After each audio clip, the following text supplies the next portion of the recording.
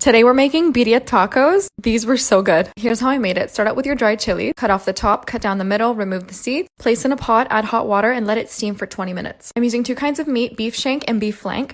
I'm browning the beef on both sides to get some color and flavor. Doing the same with some onion and tomatoes, removing that from the pot and adding that to a blender. Next, I'm blending the tomato onion mixture. Add the softened chilies, chipotle peppers, garlic, cloves, and the spices you see on the screen. Blend it up and your birria sauce is ready. Add your beef and the juices back to the pot, add the birria sauce, add water, bouillon, bay leaves, salt and pepper, honey, lemon juice, and olive oil. Cover and let it simmer on medium-high heat for 3 hours. It's ready when the meat is falling off the bone. Optional, but I also added mushroom. Once it's ready, transfer the meat to a cutting board and start shredding your meat. Salt if you like. I'm going to sift through the sauce so I get a really smooth texture. Now take your corn tortilla, dip it in the sauce, and place it on a hot pan. Add your meat and some fresh mozzarella cheese. Fold the taco, then flip it. Let it cook on each side for about 1 minute. I'm also placing mine under the broiler to get extra crunchy. It's tasted like a really well-seasoned Philly cheesesteak.